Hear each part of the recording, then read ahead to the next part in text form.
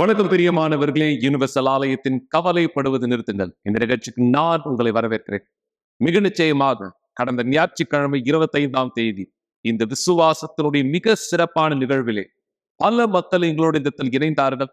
தேவனுடைய மாபெரும் வல்லமையானதை தன்னுடைய வாழ்க்கையில் இடத்தில் பெற்றுக்கொள்ளும்படியாக பல மக்கள் குணமாக்குதலை, விடுதலை, ஆசீர்வாதங்கள் இடத்தில் பெற்றார்கள். நேற்றைய தினம் கூட உங்களோடு நான் சொன்ன பிரகாரமாய் இந்த நிகழ்ச்சியிலே நடந்தது என்ன?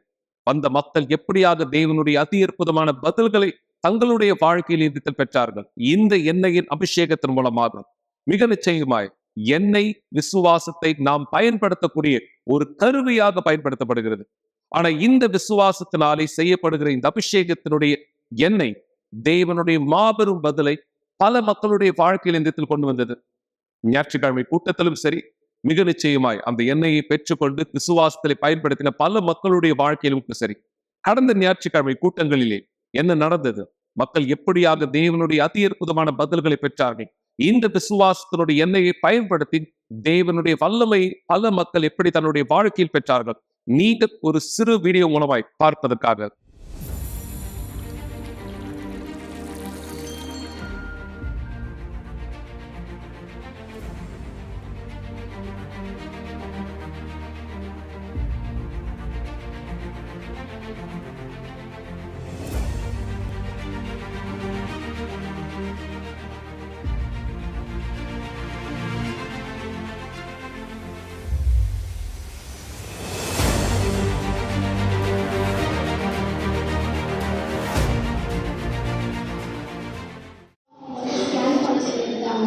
ஸ்கேன் பண்ணும்போது என்ன சொன்னாங்கன்னா, கிட்னில 2 சைடும் கொஞ்சம் கல்லானது இருக்கு, அந்த 2 சைடு கல்லும் வந்து பெருசா இருக்கு, கரையறதுக்கு வந்து உனக்கு கஷ்டம் தான் அப்படின்னு சொன்னாங்க.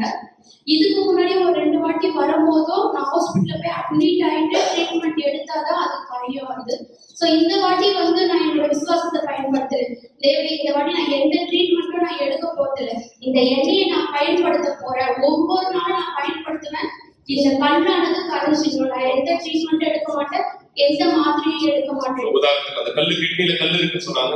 டாக்டர் என்ன ட்ரீட்மெண்ட் இந்த இடத்துல எடுக்கணும், இல்ல என்ன செய்யணும்னு சொன்னாங்க. எதனால இந்த ஆயில் அபிஷேகம் பண்ண போறோம் அப்படின்னு முடிவு எடுத்து கல்லு இருக்கிறதுக்கு அவங்க என்ன சொன்னாங்க, இது சாதாரணமா கரையாதுமா, நீ ஆப்ரேஷன் பண்ணி தான் எடுக்கணும் அப்படின்னு சொன்னாங்க. நான் சர்ச்சுக்கு வந்தேன், பிரேயர் ஆனது பண்ணி என்ன அபிஷேகம் ஆனது பெற்றேன். இங்கிருந்து வீட்டுக்கு போறதுக்குள்ளே எனக்கு அந்த டிஃபரன்ஸ் ஆனது எனக்கு தெரிஞ்சது. அங்கிருந்து மூவ் ஆகிறது நான் ஃபீல் பண்ணேன். வீட்டுக்கு போனோடனே அது எனக்கு கிளியர் ஆயிடுச்சு. அந்த கல்லானது இந்த இடத்துல எந்த ஆபரேஷனும் பண்ணல, குணமாக்கல் நடந்திருக்கா? டாக்டர் இந்த இடத்துல போய் டெஸ்ட் பண்ணி டெஸ்ட் பண்ண அவங்க சொன்னாங்க, இது எப்படி கரைஞ்சதுன்னு தெரியலமா, உனக்கு வந்து 2 சைடுமே கண்ணு இல்லை அப்படின்னு சொல்லி. இது குணமாக்கல் முழுமையாக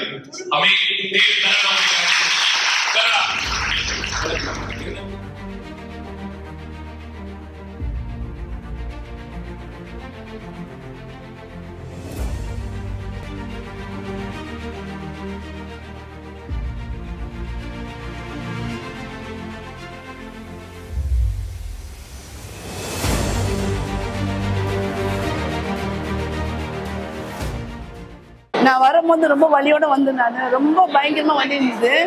நான் ஜவம் பார்த்துக்க முடியல என்னால. எப்படி நான் வந்து உட்காந்து சேர்ல உட்கார முடியல என்னால. சரி ஐயா ஜவம் பண்ணாம இப்ப ஜவம் பண்ணலாம் அப்படின்னு இப்ப ஜவம் பண்றேன். நான் எனக்கு அவர் கையை வச்சுதான் தெரியும். எனக்கு என்ன நடந்தது எனக்கு தெரியல. என்னன்னு தெரியல. எனக்கு ரொம்ப கேர் ஆயிடுச்சு. எனக்கு அப்படியே கீழே உக்காந்துட்டேன் நான். இப்ப அந்த முதுகு வலியும் இல்லை எனக்கு, இந்த கை கால் வலியும் இல்லை எனக்கு. எனக்கு உடம்பு ரொம்ப ஃப்ரீயா இருக்கு. கொஞ்சம் அப்படியே கனமா இருந்தா இருந்தது. அந்த உடம்பு நல்லா கொஞ்சம் ஃப்ரீயா இருந்துச்சு. அப்படியே கை கால்லாம் லூஸ் ஆயிடுச்சு. நல்லா ஆட்ட முடியுது. இல்ல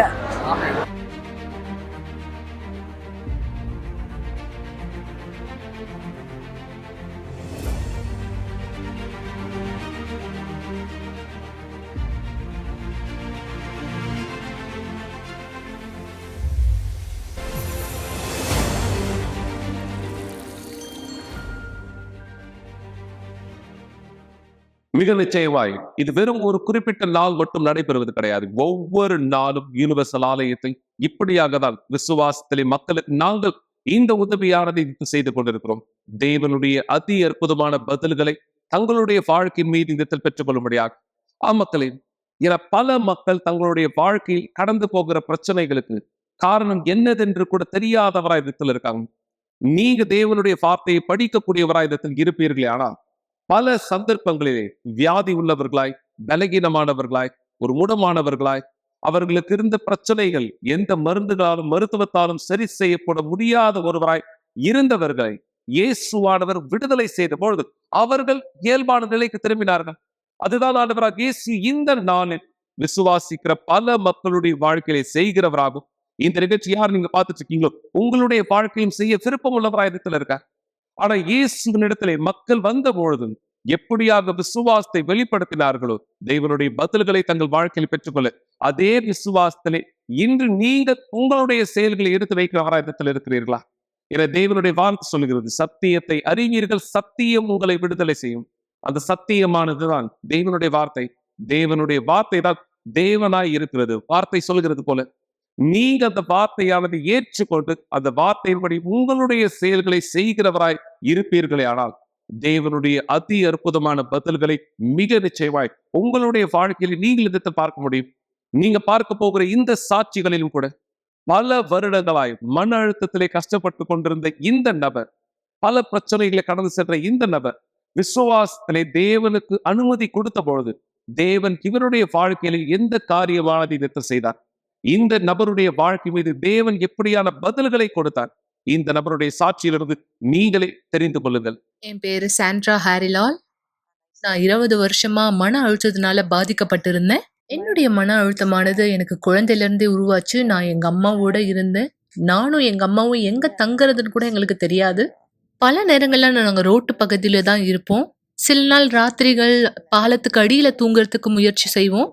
சில சமயம் எங்க அம்மா செய்தித்தாள்லாம் வித்திருக்காங்க. சில நேரத்துல கம்பெனி வாசல்ல, கம்பெனிக்குள்ளாக நாங்க தூங்குவோம். ஏன்னா நாங்க மக்கள் இடத்துல இருந்து எங்களை பாதுகாத்து கொள்றதுக்காக. பகல் முழுவதும் ரோடு தான் என்னுடைய வீடா இருந்தது. ராத்திரியில கம்பெனி தான் எங்களுடைய வீடா இருந்தது. என்னை பாக்குற மக்கள் என்ன குழந்தைன்னு நினைச்சு எனக்கு நிறைய உணவுகள் கொடுப்பாங்க. எனக்கு ஏதாவது கொடுக்க விரும்புவாங்க. பகல் நேரத்துல நான் தோட்டத்துல தூங்குவேன், ரோட்ல இருப்பேன். நானும் எங்க அம்மாவும் சில நேரத்துல ராத்திரி ஆவற வரைக்கும் நாங்க அந்த இடத்துல தங்கி இருப்போம். இது எனக்கு உண்மையாவே அவமானத்தை கொடுக்கும். ஏன்னா நான் ஸ்கூலுக்கு போயிட்டு இருந்தேன். அங்க இருக்கிற ஸ்கூல் பிள்ளைகள் அங்க கடந்து போகும்பொழுது நான் நடிப்பேன். இந்த மாதிரி நான் யாருக்கோ காத்துட்டு இருக்க மாதிரி நான் அதை காமிச்சுக்க விரும்ப மாட்டேன். நான் அங்கதான் தங்கி இருக்கேன்னு. ஆனா எங்க அம்மாவுக்கு யாருமே அவங்களுக்கு அன்பை காமிச்சது கிடையாது. அவங்க கூட இருந்த நாட்கள்ல எனக்கு அவங்க அன்பே செலுத்தினது கிடையாது. இன்னும் சொல்ல போனா என்னை துன்புறுத்துவாங்க. எனக்கு எதுவும் கொடுக்க மாட்டாங்க. என்கிட்ட இருக்கிறதும் பிடுங்கப்படுறதா இருந்தது. ஸ்கூலுக்கு போறது கூட எனக்கு மிகவும் கஷ்டமா இருந்தது. இன்னும் சொல்ல போனா நான் அவங்களால நிறையவே துன்புறுத்தலுக்கு ஆளானேன். அதனாலதான் நான் அதை சொன்னேன். அவங்களுக்கு யாருமே அன்பு செலுத்தினது கிடையாது. அதன் காரணத்தினாலதான் அவங்க என் மேல அன்பா இல்ல. இதுதான் என்னுடைய சூழ்நிலையா இருந்தது. என்னுடைய தாயாருடைய துன்புறுத்தல் நிமித்தமா நான் வீட்டை விட்டு ஓடினேன். நான் ஒரு உறவுல ஈடுபட்டேன். அந்த உறவும் கூட ரொம்பவும் தவறானதா இருந்தது, துன்புறுத்தக்கூடியதா இருந்தது. ஏன்னா அந்த ஆள் போவாரு, வெளியே போய் குடிச்சிட்டு வருவாரு, என்னை பணம் கேட்டு அடிப்பாரு, துன்புறுத்துவாரு, சூடு வைப்பாரு, ரொம்பவும் கொடுமை செய்வாரு. இன்னும் சொல்ல போனா ஒவ்வொரு நாளுமே இந்த மாதிரி எனக்கு நடக்கும். அவர் குடிச்சிட்டு வருவாரு, என்னை போட்டு அடிப்பாரு, முடிச்சதும் தூங்கிடுவாரு. நான் ஏதாவது சமைப்பேன், அதை எடுத்து என் மூஞ்சுக்கு நேரா வீசி அடிப்பாரு. எனக்கு சாப்பிட எதுவும் தரமாட்டாரு, எனக்கு உணவு அளிக்க மாட்டாரு. அவருக்கு ஏதாவது தேவைன்னா என்னை பயன்படுத்திப்பாரு. பல நாட்கள் நான் ரூம்குள்ள அடைக்கப்பட்டவளா என்னை பூட்டி வச்சிருந்தாரு. இதன் காரணமா நான் ரொம்ப அதிக மன அழுத்தத்துக்கு உள்ளானேன். அதனால நான் என்ன மறிச்சுக்கணும்னு நினைச்சேன். நான் கீழே போனேன், ஏதாவது கிடைக்குமா என்னை மறிச்சுக்கிறதுக்குன்னு யோசிச்சேன். ஏன்னா நான் உண்மையாவே சாகணும்னு நினைச்சேன். நான் என் வாழ்க்கையில மிகவும் சோர்ந்து போயிட்டேன். நான் போனேன், கிருஷ்ணால் எடுத்து குடிச்சிட்டேன். அதனால 2 நாள் நான் வியாதிப்பட்டு இருந்தேன். இந்த துன்புறுத்தப்பட்ட உறவுல இருந்து நான் என்னை விலக்கிக்கணும்னு நினைச்சேன். அதை விட நினைச்சேன். இந்த உறவின் மூலமா எனக்கு ஒரு குழந்தை இருந்தது. இந்த உறவை நான் விட்டுட்டு நான் தனியா வாழ விரும்பினேன். ஆனாலும் கூட நான் இன்னமும் மன அழுத்தமா தான் இருந்தேன். ஏன்னா எனக்கு அன்பு செலுத்தவோ அக்கறை செலுத்தவோ யாருமே இல்லை. இதன் காரணமா நான் குடிப்பழக்கத்துக்கு அடிமையான, நண்பர்களை சேர்த்து கொண்ட, குடிக்க போன, சொல்ல போனா ஒவ்வொரு நாளும் குடிப்பேன். பல நேரத்துல நான் குடிச்சிட்டு ரோட்ல கூட விழுந்து கிடப்பேன். மேலும் நான் இன்னொரு உறவுல ஈடுபட ஆரம்பிச்சேன். என் கணவரும் குடிப்பாரு, நானும் குடிப்பேன்னு தெரியும். நாங்க 2 பேருமே சேர்ந்து குடிக்க ஆரம்பிச்சோம். பல பிரச்சனைகள் உருவாச்சு, சண்டைகள் உருவாச்சு. இந்த உறவுலும் எனக்கு ஒரு குழந்தை கிடைச்சது. ஆனாலும் என்னுடைய மன அழுத்தம் என்னை விட்டு எங்கேயுமே போகல. அது அங்கதான் இருந்தது. ஒரு நாள் நான் வீட்ல இருக்கும்பொழுது டிவி ப்ரோக்ராம் பார்த்தேன். அப்பதான் பாஸ்டர்ஸை நான் டிவில பார்த்தேன். உண்மையை சொல்லணும்னா அவங்க என்ன சொன்னாங்கன்னு எனக்கு சுத்தமா புரியல. ஆனா ஒரு விஷயம் மட்டும் புரிஞ்சுது. இவங்களால எனக்கு உதவி செய்ய முடியும்னு நான் நம்பினேன். உடனடியா நான் அவங்களுக்கு தொலைபேசியில தொடர்பு கொண்டேன். அவங்க எனக்கு ஆலயத்துக்கு வரும்படி அறிவுரை கூறினாங்க. இந்த ஆலயம் பக்கத்துல இருக்கோ, நீங்க அந்த ஆலயத்துக்கு போங்கன்னு சொல்லியிருந்தாங்க. நான் ஆலயத்துக்கு போயிருந்தேன். பாஸ்டருக்கு என்னோட பிரச்சனையை விளக்கி சொன்னேன். நான் பார்த்தேன் எல்லா மக்களுமே என்ன மாதிரி தான் ஒரு நாள் இருந்திருக்காங்க. என்னுடைய வாழ்க்கை இந்த மாதிரியாகத்தான் இருக்கணும்னு நான் நினைச்சேன். நான் ஆலயத்துக்கு வந்து அங்க சொல்ற போதகத்தை பார்க்கும்போது நான் என்ன கத்துக்கிட்டேன்னா, ஆண்டவர் நமக்கு சிறந்த வாழ்க்கையை கொடுக்க தயாரா இருக்காரு. நான் வாழ்ந்துட்டு இருக்க இந்த பழைய வாழ்க்கைய தேவன் ஒருபொழுதும் விரும்பலன்னு நான் புரிஞ்சுக்கிட்டேன். ஏன்னா நான் கத்தி எடுத்துட்டு அவர் பின்னாடி ஓடி இருக்கேன். அவர் குடிச்சிட்டு வரும்போது சண்டை போட்டிருக்கேன், அடிச்சிருக்கேன், துன்புறுத்தி இருக்கேன், பேசியிருக்கேன், திட்டி இருக்கேன். 2 பேரும் சேர்ந்து பயங்கரமா குடிச்சிருக்கோம். பிள்ளைகளும் அந்த இடத்துல இருந்தாங்க. இந்த காரணத்தினால பிள்ளைகளும் மிக கஷ்டத்தை சந்திச்சிருக்காங்க. என்னை சுத்தி என்ன நடக்குதோ என் பிள்ளைங்க எல்லாவற்றையும் பார்த்திருக்காங்க.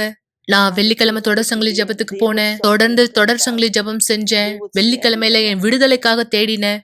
ஏன் விடுதலைக்காக தேடினேன்? பரிசுத்த ஆவியானவரை குறித்து தெரிஞ்சுக்கிட்டு அவரை குறிச்சு தேடினேன்.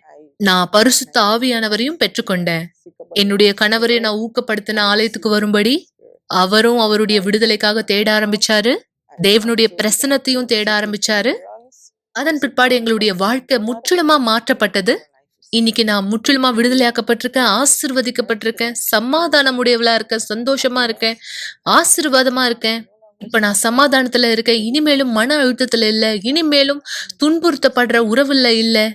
ஏன்னா நான் ஒரு ஆசீர்வதிக்கப்பட்ட உறவுல இருக்கேன். இனிமேலும் நான் குடிப்பழக்கத்துக்கு அடிமையா இல்ல, குடிப்பழக்கமுடைய நண்பர்கள் என் மத்தியில இல்ல. எனக்குள்ள தேவனுடைய பிரசன்னம் இருக்கு. அவரே என்னை பாதுகாக்கிறவரா இருக்காரு. ஒருவேளை நீங்களும் இந்த மாதிரியான பிரச்சனைகளை இருக்கீங்களா? தேவன் உங்களுக்காக உதவி செய்ய தயாரா இருக்காரு. நீங்க வாங்க. எப்பேற்பட்ட மன அழுத்தமா இருந்தாலும் சரி, என்ன பிரச்சனையா இருந்தாலும் சரி, ஆலயத்துக்கு வாங்க. உங்களுக்காக உதவி செய்ய ஒருத்தர் இருக்காங்க. நிறுத்துங்கள் என்ற நிகழ்ச்சியை பார்த்து கொண்டிருப்பதற்கு மிக்க நன்றி. கூட்டம் முடிந்த பிற்பாடும் நீங்கள் எங்களை தொடர்பு கொள்ளலாம். மறந்து விடாதீர்கள். எங்களுடைய எண் 9386387738. நன்றி. நல்லது வரவேங்க. இந்த நபருடைய சாட்சி ஒரு விதமான விளக்கத்தை உங்களுக்கு இந்த இடத்தில் கொடுத்திருக்கும். உங்களுடைய பிரச்சனைகள் எல்லா நேரத்திலும் சரீரபூர்வமாய் நீங்கள் இதை சந்திப்பதல்ல. ஏன்னா சரீரபூர்வமான பிரச்சனைகளை ஒரு நபர் சந்திக்கும் பொழுது அவர் மருத்துவர்களிடத்திலோ மனிதர்களிடத்திலோ அல்லது தன்னை சுற்றி இருக்கக்கூடிய மற்றவர்களிடத்திலோ உதவியானதை கேட்க முடியும். அவர்கள் செய்கிற உதவி அவங்களுடைய சரீர பிரச்சனையை தீர்க்க முடியும். நீங்க ஒரு வியாதியானதை சந்திக்கிறீங்க, அந்த வியாதிக்கு நீங்க திட்டல மருத்துவரை சந்திக்கிறீங்க, சிகிச்சையானது எடுத்துக்கிறீங்க, மருந்துகளானது எடுத்துக்கிறீங்க. மிக நிச்சயம் அந்த வியாதி சரீரபூர்வமா இருக்கும் பொழுது நீங்கள் குணமடைவீர்கள். நிஜமா இல்லைங்களா? ஆனா யோசிச்சு பாருங்க, உங்களுடைய வியாதி சரீரபூர்வமா இப்பொழுதில்லை. நீங்க நினைச்சீங்க அது சரீரபூர்வமானது. ஆனா மருத்துவ இடத்துல போகும்பொழுது, நீங்க சிகிச்சைகள் எடுத்துக்கொண்ட பொழுதும் எந்த விதமான முன்னேற்றமும் இல்லை உங்களுக்கோ உங்களுடைய குடும்பத்தாருக்கோ. அப்பொழுது இந்த பிரச்சனையானது சரீரத்துல இல்ல, இது ஆவிக்குரிய பிரச்சனை. ஒரு அசுத்தத்தினாலே உண்டு பண்ணப்படுகிற பிரச்சனையானதா இடத்துல இருக்கிறது. இந்த பிரச்சனைக்கு நீங்க எந்த மருந்துகளோ எந்த சிகிச்சையோ எடுத்தாலும் மிக நிச்சயமா இடத்துல பிரோச்சனமானதில்லை. ஆவிக்குரிய மருத்துவராக இருக்கிற இயேசுவானவர் ஒருவர் மட்டும்தான் உங்களுக்கு உதவியானதை செய்ய முடியும். எனவேதான் ஒவ்வொரு வெள்ளிக்கிழமையும் கூட குறிப்பாக 4 ஆலயங்களிலே விடுதலைக்கான ஜெபத்தை செய்து கொண்டிருக்கிறோம். இந்த ஜாதி பிசாசுகள் உபவாசத்தினாலும் ஜெபத்தினாலும் அன்றி புறப்படாது. தேவனுடைய வார்த்தை சொல்லுது. இந்த விசுவாசத்திலே நீங்க எங்களோடு கூட இந்த தலைமையிலாம் வருகின்ற இந்த வெள்ளிக்கிழமையும் கூட எல்லா அசுத்தங்களை இடத்தில் ஜெயிக்க முடியாது, சாபங்களை உடைக்க முடியாது, செய்வனைகளை இடத்தில் உடைக்க முடியாது. ஒருவேளை நீங்க சொல்றீங்க, பாஸ் என்னுடைய வாழ்க்கை அசுத்தத்தினுடைய வேலைகள் இருக்கா? எப்படியாக நான் அதை தெரிந்து கொள்ள முடியும்? எப்படியாக நான் அசுத்தத்தினுடைய வேலைகளை என் வாழ்க்கையிலோ என் குடும்பத்தார் வாழ்க்கையிலோ கண்டறிய முடியும்? ஒரு நபருடைய வாழ்க்கையில அசுத்தத்தினுடைய வேலை செயல்படும் பொழுது அது எப்படியானதா இருக்கும்? அதனுடைய அடையாளங்களானது இந்த வீடியோவின் மூலமா நீங்கள் தெரிந்து கொள்ளும்படியாக. உங்களால் தூங்க முடியவில்லை, ஆனால் அலாரம் ஆஃப் ஆகி விடுகிறது. பிற்பாடு மிக அலுவலான வேலையை செய்ய நீங்கள் தோன்றுகிறீர்கள். ஏராளமான காஃபி எனர்ஜி ட்ரிங்கை உட்கொண்டு அந்த நாளை நீங்கள் கடந்து செல்கிறீர்கள். இழந்தவராய் இப்படியாவது அவங்க வாழ்க்கை சென்ற வருடம் முழுவதும் இருந்தது. நாளை உறங்க முடியவில்லை என்பது சாதாரணமான ஒரு விஷயம் அல்ல. இது மாத்திரம் நீங்கள் சந்திக்கிற பிரச்சனைகள் அல்ல. வீட்டில் நீங்கள் பார்க்கிற அந்த நிழல்களை பற்றி என்ன சொல்வது? அப்படி அதிலிருந்து நீங்கள் விடுபட போகிறீர்கள்.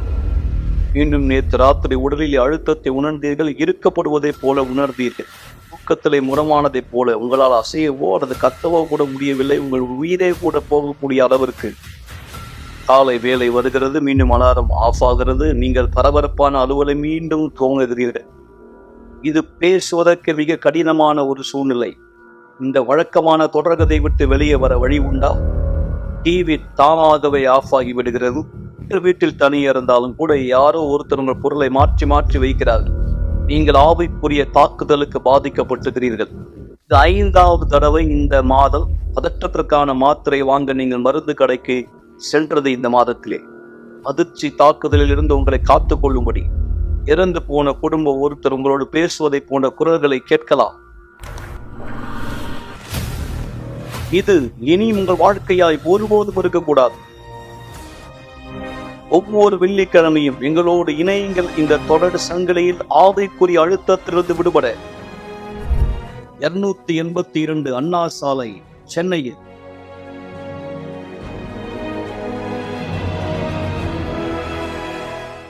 மிக நிச்சயமாக நீங்க பார்த்த இந்த அடையாளங்கள் தான். ஒருவேளை நீங்க கேட்கலாம், பாஸ் இது வெறும் 10 அடையாளங்கள் மட்டும் தானே? இது 10 மிக முக்கியமான அடையாளங்களா இடத்தில் இருக்கிறது. ஒருவருடைய ஆவிக்குரிய வாழ்க்கையை அசுத்தம் அழிப்பதற்கு கண்டறியக்கூடிய வழிகளாகும். எனவேதான் நீங்க இந்த வார நாட்கள் கூட உங்களை தயார்படுத்துங்க.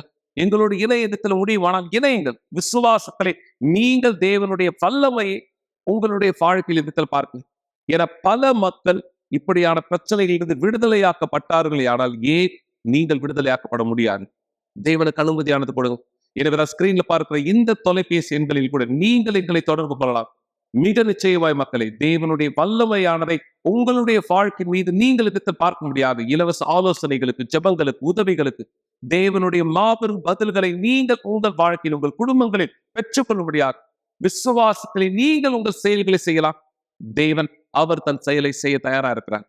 இன்னொரு சாட்சியை கூட இந்த நேரம் நீங்க பார்க்க நான் உங்களை வரவேற்க விரும்புறேன். ஒரு அழிக்கப்பட்ட வாழ்க்கையோடு தன்னை தொடங்கினவர் எப்படியாக தேவனோடு சேர்ந்து தன் வாழ்க்கையை படிப்படியாக இதில் கட்டினார். சில நேரம் சாட்சிகள் நீங்க பார்க்கும் பொழுது நீங்க நினைக்கிறீங்க, இது மற்றவர்களுடைய வாழ்க்கையில் இதில் நடக்கலாம், என்னுடைய வாழ்க்கையில் நடக்க முடியுமா? ஏன்?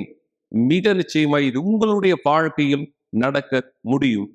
தேவன் உங்களுடைய வாழ்க்கையும் ஆசீர்வதிக்க விருப்பம் உள்ளவராய் இடத்துல இருக்கிறார். ஆனா கேள்வி, தேவனுக்கு நீங்கள் அனுமதி கொடுக்க தயாரா இருக்கிறீர்களா? இதை யோசிக்கிறவராய் இந்த சாட்சியை பார்க்கிற நேரம் உங்களுடைய வீட்டுல ஒரு கிளாஸ் தண்ணீரை கூட தயார்படுத்திக் கொள்ளுங்கள். ஏன்னா நான் விசுவாசம் ஒன்றிணைய போகிறோம். தேவனுடைய வல்லமை உங்கள் வாழ்க்கையில் நீங்கள் பார்க்கும்படியாக இந்த சாட்சிக்கு பிற்பாடு ஒன்றிணைந்து ஜெபிக்கும்படியாக தேவனுடைய வல்லமை உங்களுடைய வாழ்க்கையில் வெளிப்படுத்தப்படும்படி. சில நேரம் எங்களுக்கு அப்படியாய் குடிசை கிடைக்கும், சில நேரம் நாங்கள் அப்படியாக தெருவுக்கு சென்று விடுவோம். ஒரு குப்பை என்பதை போல் நான் வேலை செய்வேன். என்னுடைய சோகம் மாபெரும் ஒன்றாக இருந்தது. 24 மணி நேரமும் நான் தற்கொலை பத்தி தான் யோசிச்சுட்டு இருப்பேன்.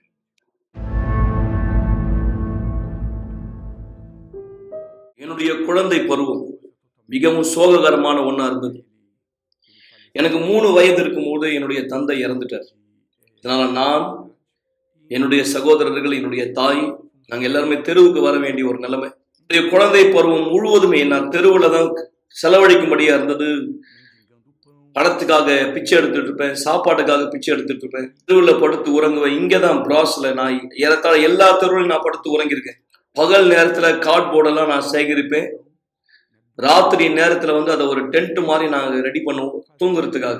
அதே நேரம் அந்த இடத்துக்கு, அந்த வீட்டுக்கு ஒரு ஆண் மகன் தேவை, ஒரு ஆம்பளை தேவை அந்த குடும்பத்தை நடத்துன்னு சொல்லி என்னுடைய அம்மா ஒரு ஒரு ஒரு நபர் அங்க அழைச்சிட்டு வந்தாங்க. உண்மையில ஒருத்தர் கிடையாது, சில ஆண்களை அவங்க கூட்டிட்டு வந்தாங்க எங்களோட அங்க இருக்கிறதுக்காக.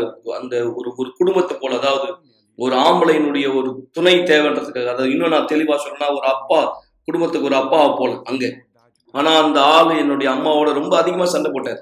அவங்களுக்கு அடிச்சு காயப்படுத்தி இருக்காரு. ஒரு என்ன பண்ணாரு, எங்க அம்மாவை எங்களையும் அந்த டென்ட் வீட்டுக்குள்ள வச்சு பூட்டிட்டார், பூட்டி தீ வச்சுட்டார். அங்க தங்கிட்டு இருந்த அந்த டென்ட்ல வச்சு எங்களை பூட்டி தீ வச்சுட்டார். நிறைய பேர் அங்க சுத்தி இருந்தாங்க. எல்லாரும் கத்துறாங்க. உள்ள அந்த டென்ட் ஆனது தீ பிடிச்சி எரிஞ்சுக்கிட்டே வருது. நாங்க எல்லாரும் உள்ள இருக்கிறோம். நான் உள்ள இருந்து அந்த ஓட்ட வழியா பார்த்த போது யாரோ ஒருத்தர் ஒரு சேரை தூக்கி எரிஞ்சாங்க. எங்களை எப்படியாவது வெளியே எடுத்துடணும்னு சொல்லி கடைசி அவங்களால முடிந்தது. வெளியே வந்துட்டோம். அது வரைக்கும் தான் எனக்கு அந்த சம்பவம் வரைக்கும் தான் எனக்கு ஞாபகத்துல இருக்கு. நான் மிக பெரும் போராட்டத்துக்குரிய ஒரு வாழ்க்கையில தான் வளர்ந்தேன். உண்மையிலே மிகப்பெரிய போராட்டத்துக்குரிய ஒரு வாழ்க்கை. பொதுவா எனக்கு சரியா பேச வராது, என்னால ஒழுங்கா சரியா பேச முடியாது. இது எல்லாமே என்னுடைய வாலிப பிரயாயத்துல, என்னுடைய இளம் வாலிப பிரயாயத்துல எனக்கு ரொம்ப இது எல்லாமே என்னை ரொம்ப பாதிச்சது, என்னை கஷ்டப்படுத்துச்சு.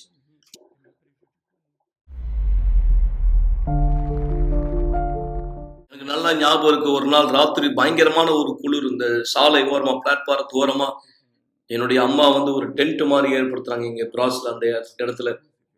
நாங்க அங்கதான் அன்னைக்கு ராத்திரி தூங்கணும். ஒரு நாள் ஞாயிற்றுக்கிழமை காலை, அந்த ஞாயிற்றுக்கிழமை காலை அதாவது உறைஞ்சு போற மாதிரி குளிர் நேரம். இந்த காலை வேளையில ஒரு பெரிய ட்ரக்கு இந்த சாலை ஓரமா பிளாட்பாரத்தை ஃபுல்லா செட்ல வச்சு தண்ணி பீச்சி அடிச்சு எல்லாத்தையும் கிளீன் பண்ணிட்டு இருக்காங்க. அவங்க நினைச்சாங்க, நான் நினைக்கிறேன் அவங்க நினைச்சாங்க அதெல்லாம் குப்பை அழுக்குன்னு சொல்லி. அவங்க எல்லா மண்ணு தூசு எல்லாத்தையும் அந்த ஜெட்டு வச்சு ரொம்ப தண்ணி ஃபோர்ஸா இருக்கு, குளிர் வேற, அடிச்சுட்டே வந்தாங்க. அதோட சேர்த்து எண்ணெயும் அடிச்சு கொண்டு போயிட்டாங்க. நானும் ஒரு குப்பை மாதிரி அடிச்சு கொண்டு போகப்பட்டேன். எங்க அம்மா அதை பார்த்து கத்துனாங்க, இது குப்பை இல்ல.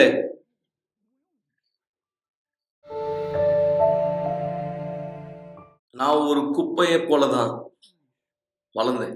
நாங்க அப்படியா மக்கள் குப்பைகளை போடுற அந்த இடத்து நடுவுல தான் வளர்ந்தோம், அந்த மத்தியில தான். எனவே நாய்களோட நாங்க சாப்பாடுக்காக அடிச்சுப்போம், பறவைங்களோட சாப்பாட்டுக்காக அடிச்சுப்போம், சேர்ந்துதான் நாங்க சாப்பிடுவோம். சில நேரம் ராத்திரி நேரத்துல மக்கள் கொண்டு வந்து இந்த சாப்பாடு பொருளை போடும்போது அது எங்களுக்கு எப்படி தோணும்னா, இது நல்ல குப்பை, நல்ல குப்பையிலே நல்ல சாப்பாடு, அந்த மாதிரி ஒரு உணர்வு. நான் இரவு சாப்பாடு சாப்பிட்டுட்டவங்க மீதி சாப்பாடை கொண்டு வந்து அந்த இடத்துல போடுவாங்க.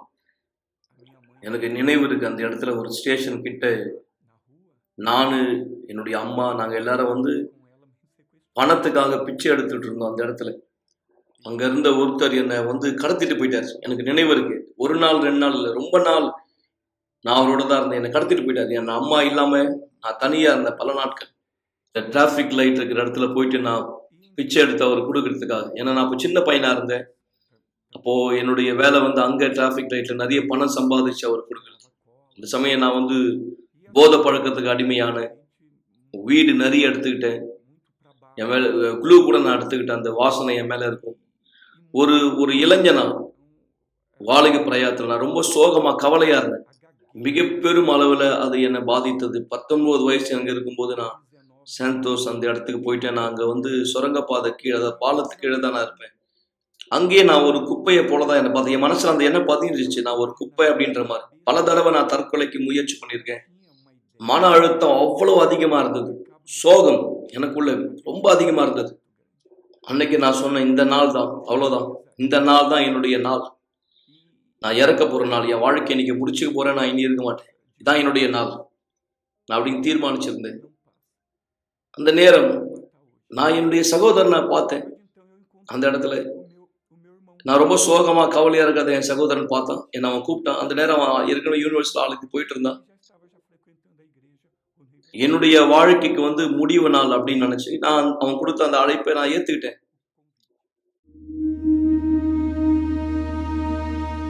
நான் எதிர்பார்த்தது எல்லாமே வெறும் சமாதானம் தான்.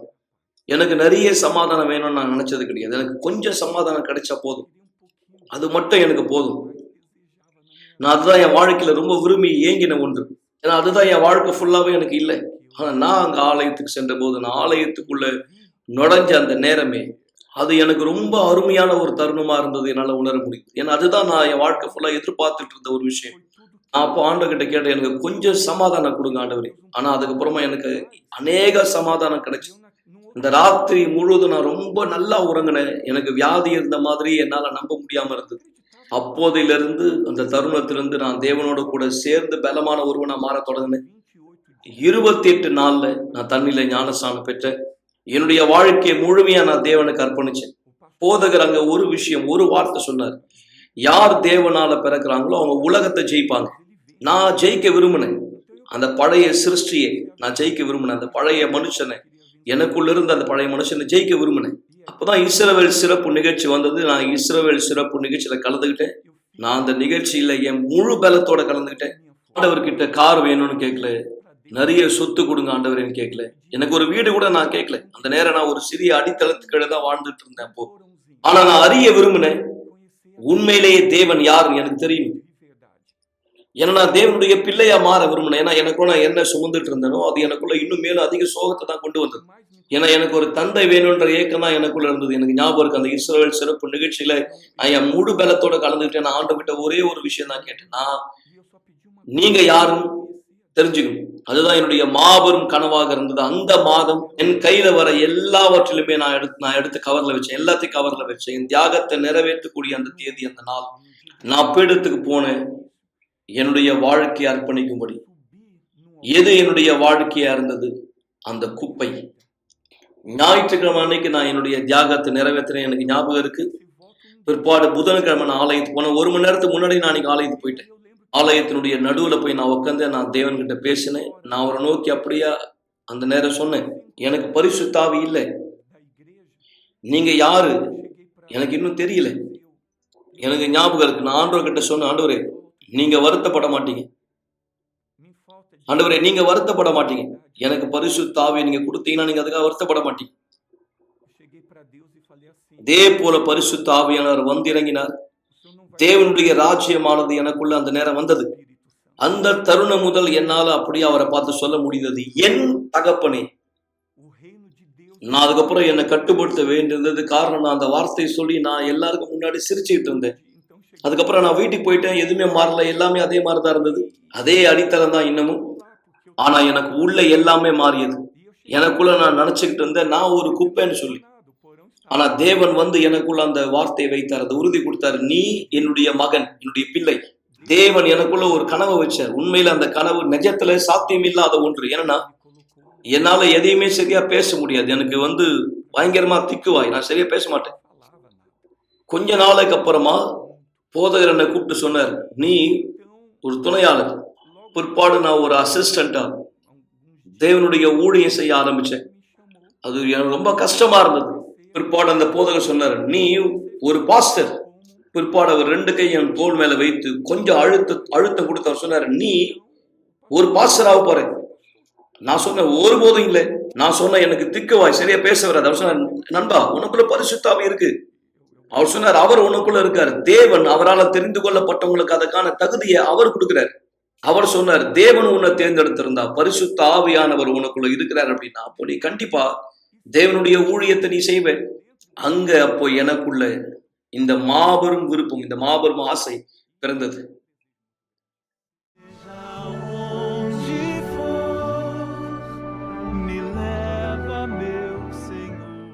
இன்னைக்கு 28 வருஷமா நான் ஒரு பாஸ்டரா இருக்கிறேன். எனக்கு திருமணமாகி இருக்கு. திருமணமாகி 22 வருஷம் ஆகுது தாட்டியாவோடு. நாங்க உண்மையிலே சந்தோஷமா இருக்கோம். பீடத்தின் மேல அங்க இந்த பலன் உண்டு, மாபெரும் பலன் உண்டு. ஆத்துமாக்களை ஆதாயப்படுத்தக்கூடிய அந்த சக்தி, பேசக்கூடிய சக்தி, பிரசங்கிக்கக்கூடிய அந்த பலன், இந்த பலன் உண்மையில இந்த திக்குவாய் எனக்கு என்னை விட்டு மறைந்தது. கண்டிப்பா பேசுவது கடினமா இருந்தது. ஆனா பீடத்து மேல நான் பேசுறேன், அநேக மக்களுக்கு நான் பிரசங்கிக்கிறேன். திக்குவாயோட இருந்த பேச கடினமான ஒருத்தரை தேவன் தேர்ந்தெடுத்திருக்கார். படிப்பு சம்பந்தமான எந்த ஒரு தகுதி இல்லாத ஒருத்தர், அப்படியாதான் கர்த்தர் தேர்ந்தெடுக்கிறார். உலகத்தினுடைய பைத்தியமானவைகளை கர்த்தர் தேர்ந்தெடுக்கிறார், இவ்வுலகத்துல இருக்கிற ஞானிகளை வெட்கப்படுத்தும்படி. கவலைப்படுவதை நிறுத்துங்கள் என்ற நிகழ்ச்சியை பார்த்து கொண்டிருப்பதற்கு மிக்க நன்றி. கூட்டம் முடிந்த பிற்பாடும் நீங்கள் எங்களை தொடர்பு கொள்ளலாம். மறந்து விடாதீர்கள், எங்களுடைய எண் 9384638738. நன்றி. ஒரு கிளாஸ் தண்ணீரை ஆயத்தப்படுத்திக் கொள்ளுங்கள் அல்லது தொலைக்காட்சிக்கு அருகாமையிலே வாருங்கள். இந்த நேரம் உங்களுக்கான ஒரு சிறப்பு ஜெபத்தை நாம் செய்ய போகிறோம். மிக நிச்சயமாய் என் தேவனே, இந்த நேரம் விசுவாசத்திலே யாரெல்லாம் இந்த நிகழ்ச்சியில் எங்களோடு இணைந்தவராயிருக்கிறார்களோ, இந்த இவருடைய பூமியினுடைய எந்த இடத்தில் வேண்டுமானாலும் இருக்கலாம்.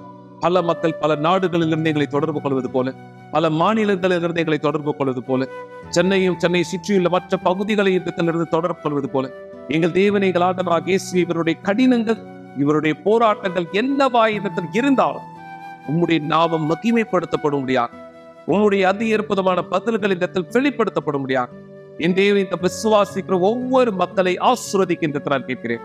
உங்களுடைய சர்வ வல்லமையான கரம் இந்த மக்களுடைய வாழ்க்கை மீது வெளிப்படுத்தப்படட்டும். தேவனே, எங்கள் இயேசுவே, இந்த தேவாவியானவரை உங்களுடைய பதில்களுக்கான சாட்சிகளாய் குணமாக்கலை, விடுதலையை, ஆசீர்வாதத்தை விசுவாசிக்கிற இந்த மக்கள் ஒவ்வொருத்தர் மீதும் நீர் வெளிப்படுத்த முடியாது நான் கேட்கிறேன்.